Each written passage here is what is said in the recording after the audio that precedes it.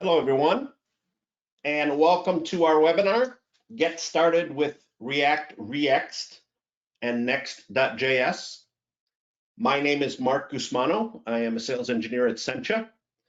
And of course, with this session, we're going to talk about React ReExt and how it relates to the Next.js full stack framework based on React. So what are we going to talk about? Well, first off, I'll introduce the React ReExt product so you understand what it is. We've talked about this several times. If you attended our JavaScript days recently, you would have had a whole presentation on that, and that presentation certainly is recorded. So if you wanted to go back and get more in-depth understanding of what React ReExt is, please do. But we'll go through a high-level overview of what it is here. Then we'll talk about Next.js, what that product is, why it's relevant to React ReExt, and how it relates to React.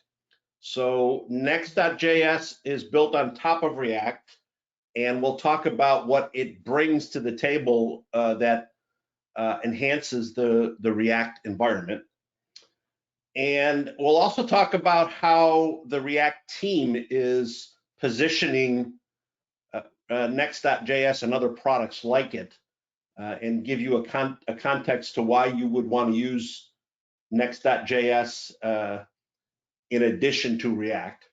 And then we'll get into a demo. I'll show you some examples of some Next.js pages with the React ReExt components in them. So that will be a pretty good overview of the product. We will take questions after the session. So if you have questions during the session, feel free to type them into the GoToWebinar questions area. Once I finish, I'll take a look and see what questions are there and make sure I answer as many of them as I can. Certainly, if I don't get to your question or if you come up with a question later, feel free to email me and I'll have my email address again on the slides when we do our Q&A session. So let's get started. What exactly is React ReExt? Those of you who are familiar with Sencha know that we have a framework that we call Sencha EXT.js, which has been around for a while. It's a JavaScript web application development framework. And one of the unique things about EXT.js, or X.js, as some people pronounce it, is that it contains many data-centric components. Components like a grid or tree view, full form components, charting, and many other things. EXT.js is its own framework. You use the framework completely if you decide to use that product, and there's no need for any other products or frameworks when you use it. But certainly over the last few years, the React library has become very popular. And so what we wanted to do is bring the best of the React ecosystem together with the best of the EXT.js component set. So that essentially is what React ReExt is. It's a set of components for React that are based on the Sencha EXT.js components. We tried to do this once with a product, and we learned a lot from that product. And so a lot of these other points are some of the learnings we had. First off, we wanted to make React ReExt very simple. It ends up being just one component with 5 React props and event props for every event that you might need for that particular component.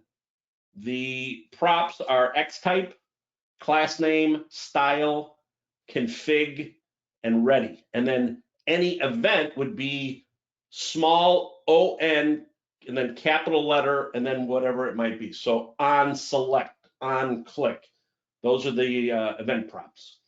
You see on the right-hand side of the screen here an example of using the button from ReExt. So this is a React component.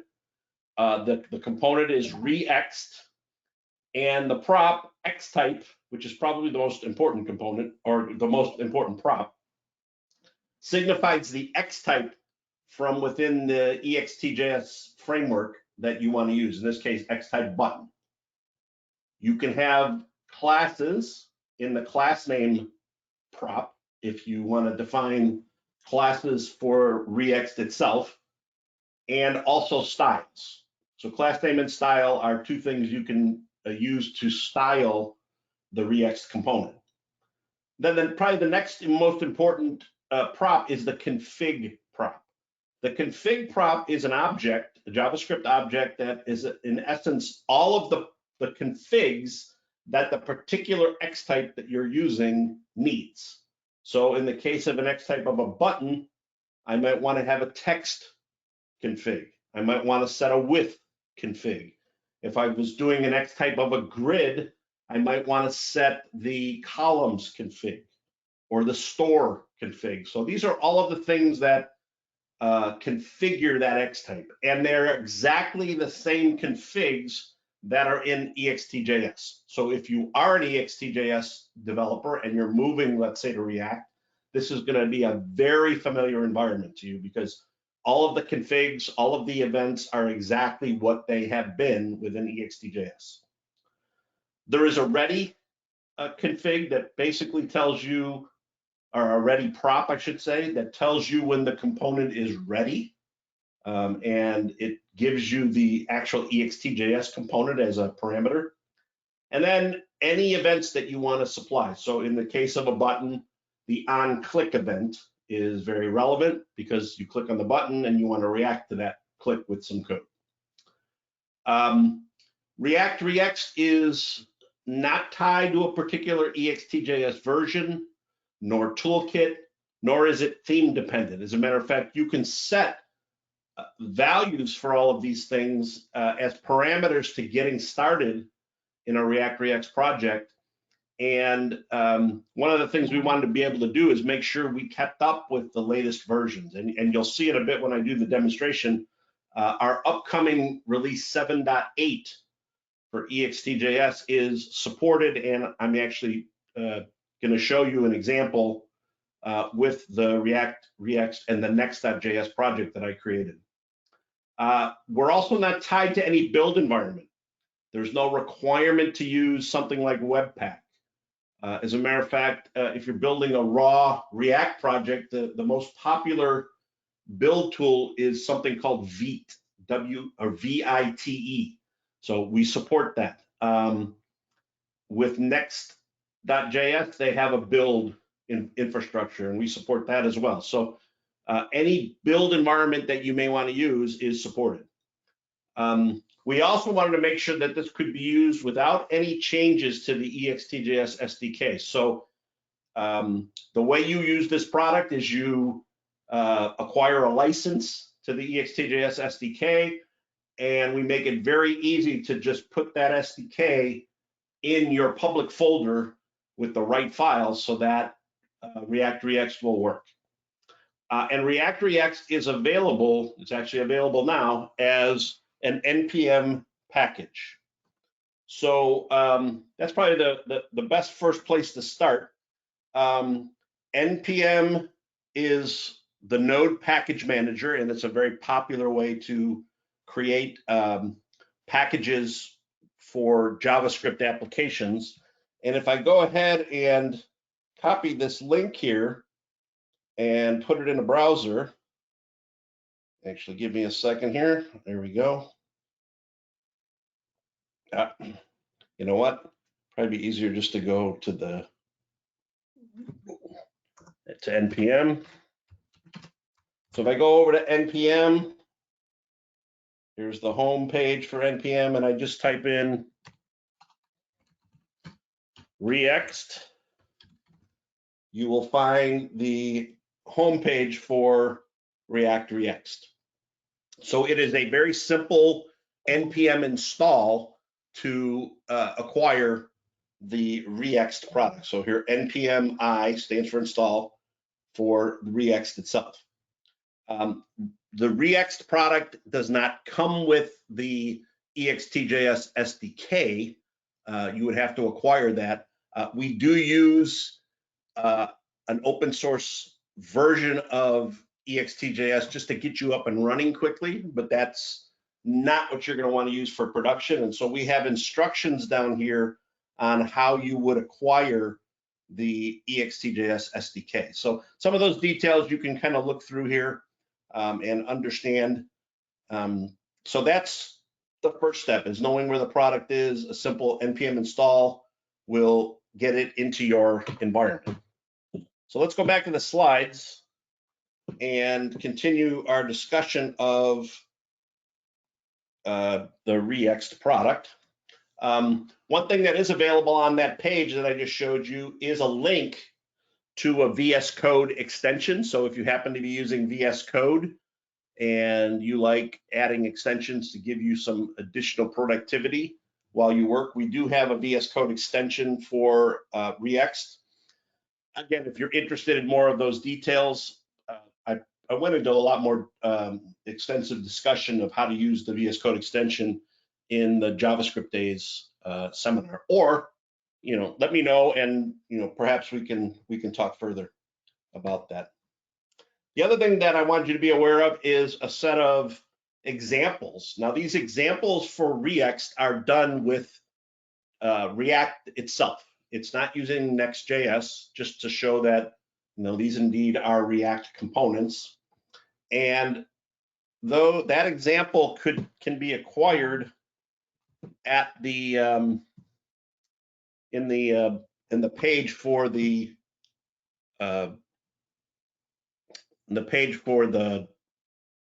npm project. So let me bring that up again just to get it over here. All right, there we go. We go to npm again, go over to the ReExt page, and one of the links is to the examples that you can take a look at. So this is just a built-out project. It happens to use the latest production version of React.js, which is 7.7. It's using the classic toolkit and the classic theme, and it's using the latest version of React, which currently is 8.2.0. So this is a good place just to kind of get an idea of what components are available, how you might use them in a React project. You can see here I have a grid, pivot grid over here, sunburst, etc. And wherever I'm using ReExt, you can see there's this little watermark just to kind of tell you this is the grid. We're using some display fields. And then on the right-hand side here, it'll show you the React code that is being used to run that particular example. So that's ReExt from a high-level point of view. Now let's talk about Next.js. So what is that in the context of ReExt? What is that in the context of React? Next, I'll just call it Next. Next calls itself the React framework for the web. Actually, React refers to itself as a library. So React is very good at creating components, putting together the user interface, but you need more than that to build a full stack enterprise application. You need a framework, and Next is that framework. It has the ability to do server components. It has the ability to do file-based routing. There's a lot to the React framework. I would refer you, I'm sorry, there's a lot to the Next.js framework. I would refer you to their website. And the latest version of Next.js is version 14, which is what I'm using in the demo. So I've alluded to the fact that there's a relationship between Next.js and React. What specifically is that relationship? Well, as I said, React is really a library that focuses on building user interfaces, while Next.js is more of a full stack framework. But Next.js uses React as its engine for building user interfaces. So you can't build a Next.js application without React. You could build a React application without Next.js, but the two together really give you that power to build enterprise applications. And as a matter of fact, when you're getting started with React and when you're on the starting of a new project with React, the documentation actually points you to these full stack frameworks. So let me show you what I mean by that. If I go back over here and I go over to the React documentation for starting a new React project, if you scroll down a little bit here, you'll notice that the React documentation itself suggests using a full stack framework. And the first one on the list is Next.js. You'll also notice there are a few other ones. There is Remix, and there is also something called Gatsby. Those are also very appropriate for being used with the React ReExt components. If there is anybody out there that is interested in the other full stack frameworks that are mentioned here, please let me know, and perhaps we can work together or put together some examples of these two. But by far the most popular of these full stack frameworks is the Next.js environment. So that's why I'm focusing on it. The React team encourages you to focus on it. So all of those things make the getting started with Next.js a very appropriate thing. So the first thing you would do if you were getting started with Next.js is, of course, create a new Next.js project. It's very simple. It's npx create-next-app at latest. So you type that in your command window. I just did a screenshot of when I created the app that I'm going to show you. It asks you a couple of questions. What do you want to name the project? Do you want to use TypeScript? I chose no just to keep it simple, but more and more people are using the type safety and type capabilities of TypeScript. So you have the option of including TypeScript. Using ESLint is a very popular thing. It checks your code for violations against rules. I would encourage it. Again, I said no here only to keep things simple. Tailwind is a library that is very useful to simplify the use of cascading style sheet styles, or CSS. I would encourage that if you're looking at a library. Again, no only to keep it simple. You'll notice when I create my project, I have an app folder, and there's an option to put a .src folder in front of it. I said no, but you may want to organize your files with an src folder as the root.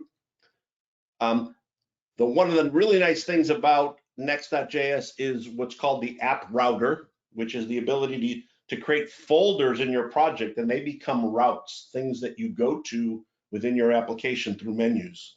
I said yes to that. And then there's some import aliases that I just kept at their default. So you hit enter after you do all that, it generates a project, and you'll have a root folder that then contains a starter application for Next.js. And if I were to go to that project that I have created, let me just bring that up here. There we go. Here is the project with the finished examples, but you can see here that it has a package.json. It has some config files. Here's a config file for Next. Even though I didn't select TypeScript, there's still some TypeScript things going on. So there's a TypeScript config file. Here's that app folder I was referencing. I didn't pick src as the root, so my root is the app folder. We'll get into that in a little bit here. There's a public folder where I might have some public accessible files for my application. You notice here I have EXTJS 7.7 on here and 7.8, which is our upcoming release. So that actually works. We've already tested it. So 7.8, as soon as it comes out, you'll be able to use it. So we're going to come into this project in a bit here. You'll also notice that I've run the terminal npm run dev. So I'm running the dev server that comes with Next.js, and it tells me that it has served my project on port 3001. So if I come over to the Google Chrome environment, and let me bring that up here, just so we have it. Here we go. You'll notice that I'm running on port 3001 in the browser, and I have this very simple example project. This is the project that we're going to go through to kind of show you how Next.js and React ReExt work together. All right, so let's just talk a little bit about how you get React ReExt working in your project. So the first thing you're going to do is install React ReExt. And as you saw on the NPM page, that's a simple NPM install of the ReExt package. Once you do that, you're going to go in Next.js to the beginning file of your project. So in a Next.js project, the first file that gets run is a file called layout.js on the root. And you'll see that in the root of the app folder. You're going to use a provider that ReExt gives you called ReExt provider. So you can see here I have an import of ReExt provider from ReExt, and I'm using that ReExt provider to govern the rest of my application. So this is the way you start a ReExt project. You add the ReExt provider to your application. So if I go back over to the project and bring that back up again, here we go. You'll notice that in my root, so the root is the app folder right here, I have a layout.js. And in the layout.js, you'll notice that I'm importing the ReExt provider. How did that ReExt provider appear? It's because I did an npm install of ReExt, and if we look at package.json, there is that npm install as a dependency for the project. Then you'll also notice that I'm using the ReExt provider with the starting layout of the project. You'll also notice another parameter here called ReExt data. If you want to use something other than the defaults of what React ReExt provides, you would provide it with an object called ReExt data. And the kind of things that you would use are things like, what SDK version do I want to use? What toolkit? What theme? Do I want to use some of the premium packages from Ext.js? You notice I have false on all of these. You can change, which version of Ext.js you want to use, which toolkit, which theme, etc. So that's just one extra parameter that's documented for the ReExt provider. All right, so let's go ahead and look at this all in action. So for the rest of the session, I'm going to do a couple of demos just so you can see how this works. And to do that, I'm just going to go ahead and bring up the browser. And in the browser, you'll see that we have a little menu on the left-hand side here. This menu is being governed by the Next.js file-based routing system. So if I kind of split my screen here and brought up the application and the running project, let's see if we can do that here. So I'm going to go ahead and put this on the right-hand side, and I will take this and put it on the left-hand side. There we go. And so you'll see that I have a menu for home, a menu for a ReExt button, a menu for the grid with a custom store, and a grid with the server component. Those correlate to folders in the app folder. So the root is the home page, and every single root in Next.js is a file called page.js. So this file, page.js, is the home root, is the root at just slash, or just at the base. And you can see here that this is just a React component. It has some JSX in it, has the word home, and then a little this demo app that shows. So it's this file right here. If I click over to ReExt button, you'll notice that I go over to the ReExt button route, and that corresponds exactly to the name of the folder. So ReExt button here is this folder, and again, page.js is that particular route. Same as here with the this particular grid. It's called ReExt grid for the route. That's this particular folder. And then finally, we have this last page, which is also using a grid with a server component. So that's this folder right here. So let's just take a look at how these pages are working. And we'll start out with the simplest one, which is the ReExt button. So I'm going to bring up page.js again, and let's take a look at how this page is actually drawn. You'll notice that I'm importing ReExt on the project. You'll also notice that this is a client component. There's the concept of server components and client components in Next.js. Since all of the ReExt components are interactive, you're going to use them on client pages. So in this particular case, I have a client component. There are two ReExt components on the page. There's this one right here, and there's this one right here. The first one is just this introductory, I call it logo on the top here. And this is telling me things like what version of the ReExt component I'm using, what version of React I'm using, what version of React.js I'm using. And you'll notice that I'm using what's called a canary version of React. It's actually a precursor to React 19, which is the next version of React. This indeed will work with the next version of React because it's working now. And my React.js version is the next version of React.js, 7.8. So we already know that this works with the latest version of React and the latest version of the React.js components. So that's great. You'll notice in this case, I also have a button, some styling, some text, and then a simple on tap event where I pop up an alert. So here's the button. If I click on it, there's the alert.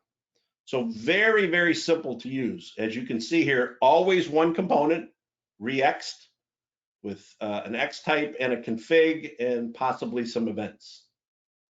So this is the first component, which is the page for the ReExt button. Let's look at this next one.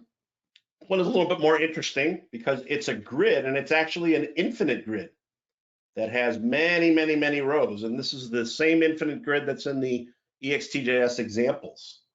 This grid is underneath this folder called ReExt grid. So if I open this up, again, page.js is the root itself.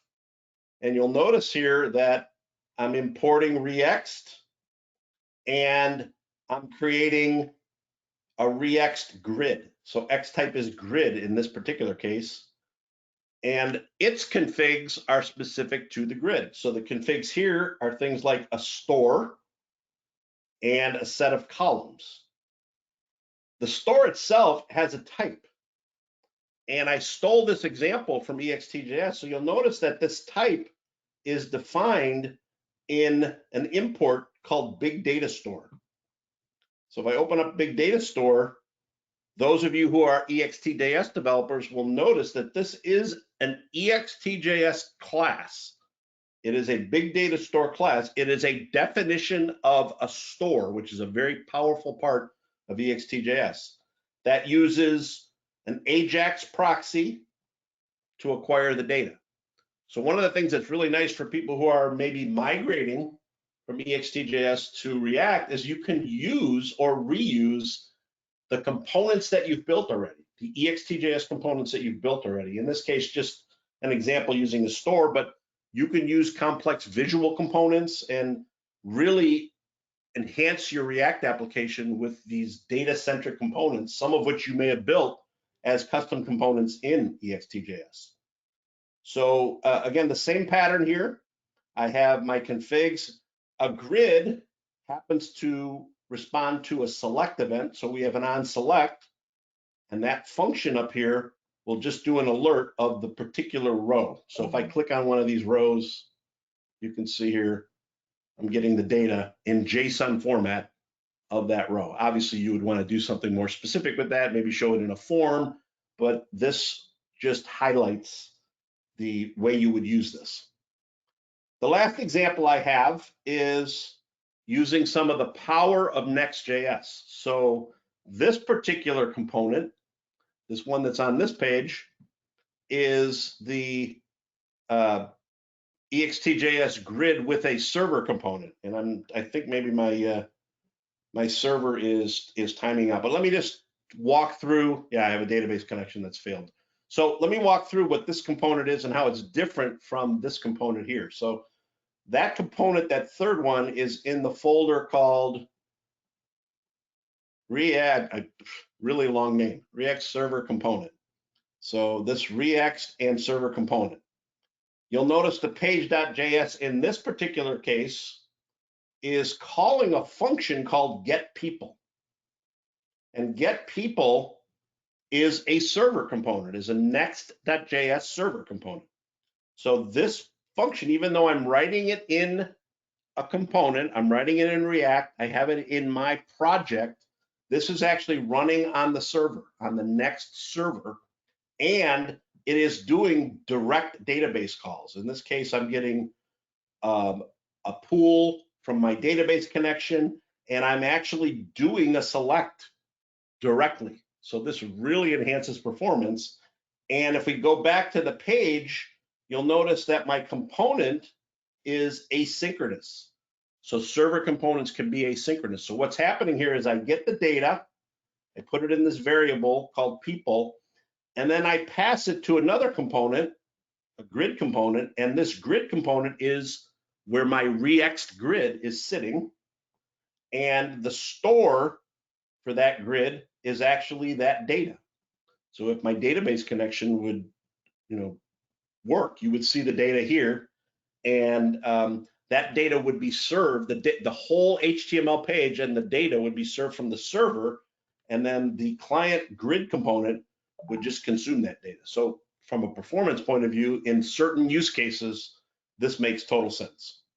So again, I'm not sure why my database connection failed, but I think you get the idea there and how you could combine the idea of server components with something like the ReExt grid.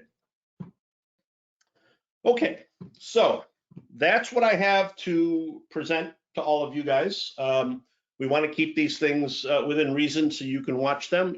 We are recording this session, so if you want to rewatch this, or if you have questions, you want to go back, or if you want to give this to a colleague, the recording should be available soon after the webinar. What I'd like to do now is check to see if we have any questions and see if I can answer some of those. So I'm just looking on my site. Yes, and the first question has to do with the NPM package and how it's published. We have just started to roll this particular component out. So if you are interested in the component, we're continually making improvements to it, but we want to keep things very available to you right now. So I am working on this and getting things out very quickly. I am also available and want to be available if you are considering using the ReExt product and want some help or some guidance. And my email address, which is on the screen, is probably the best way to get a hold of me. So that's a great point about where we are in the process with the component itself. Another question about if we're going to send the recording. Yes, the recording will be available. I think all of you who are on the webinar will probably get an email with a link to the recording. I'm not sure, but in some form or fashion, the recording will be available soon after we're done here. All right, let me see if there are any other questions. I'm just kind of going down here. Where is the database connection decline? Good question. I happen to be, in this particular case, I've been doing some experimentation with Microsoft Azure.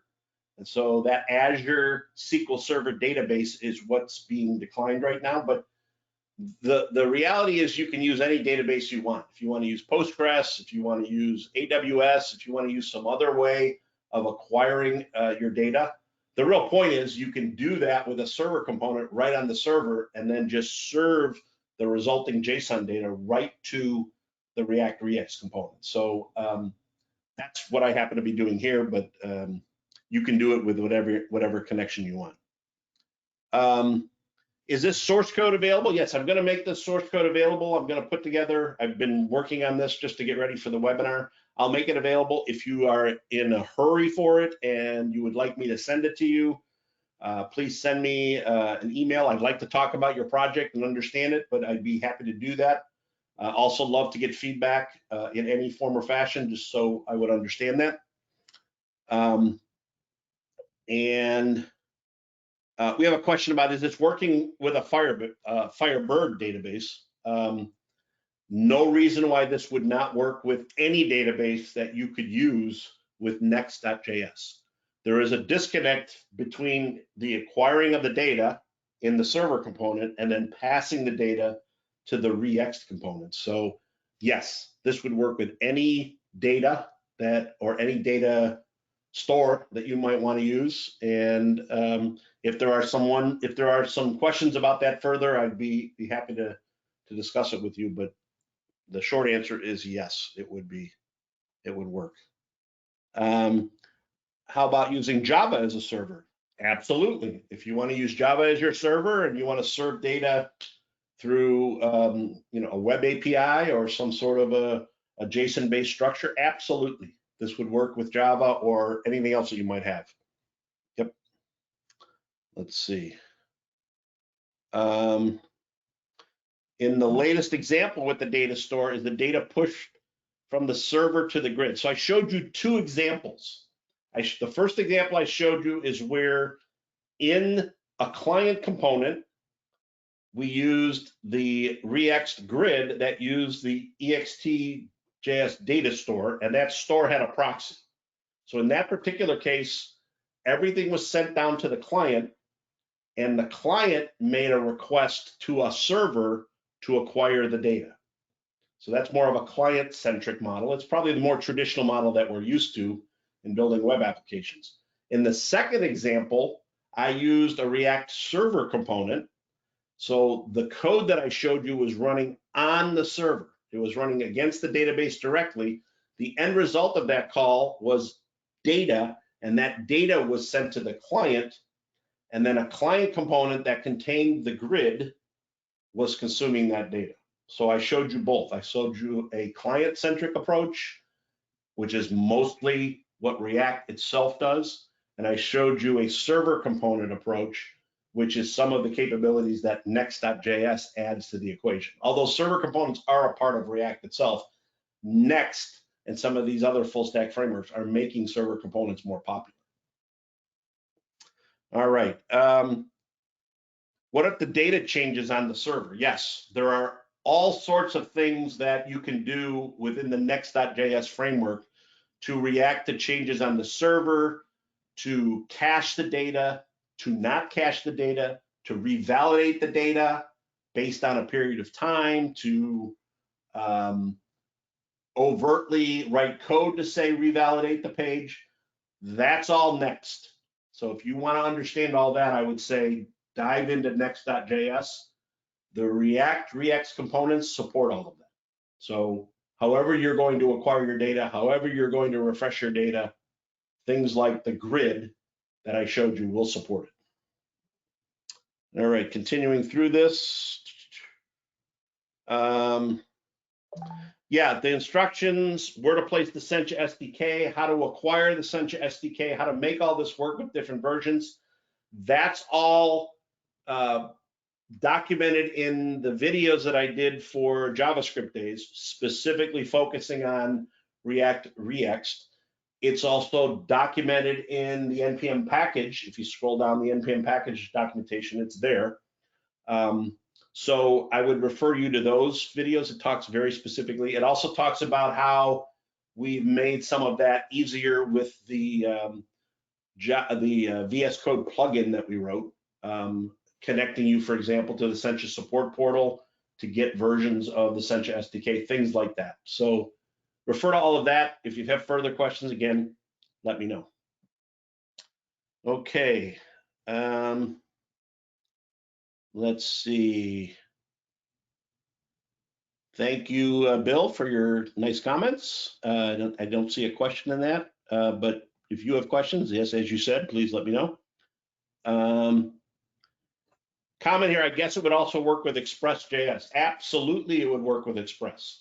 Next.js kind of builds a version of Express into the server that they're building. But if you have a separate Node Express application and you want to just serve regular APIs from that, absolutely you can do that. And you're not required to use Next.js. You could just use raw React and have an Express server, a Java server, a .NET server, whatever you might want. That all works. It's whatever you prefer in acquiring your data. All right, what else here? It says, is it T-SQL or P-SQL used? Whatever is appropriate for what you're doing. In the case of me using SQL Server, I can use all of SQL Server's capabilities. I could have put my query in a stored procedure and acquired the data that way. There's a separation here. If you write a React server component, you're in the world of your server. So you do whatever your server, your database server allows you to do. And the only requirement is to send that back to the client so the client can deal with and use the data. This is a pretty interesting model. So is it possible to use ReExt with just React and Express.js? Absolutely. That's actually the first set of examples that I showed you. That was all just React, ReExt, and a Node.js Express server. That was exactly the model of what I showed you. So that absolutely would work. Okay, I think I've drilled through a lot of the questions here. I don't know if there's any other ones. If there are other questions, as I said, we would love to get feedback from you guys. Direct them right to me. We're hoping to hear what you like, what you'd like to see. If you're using other full stack frameworks, all of those things are things we want to understand. So I think with that, if there are no other questions, I'll look one more time here. I think we'll go ahead and end this. I appreciate everybody's attention on this. Please let me know if we can help you in your journey to use ReExt, and look forward to talking to you on the next webinar. Thank you, everybody.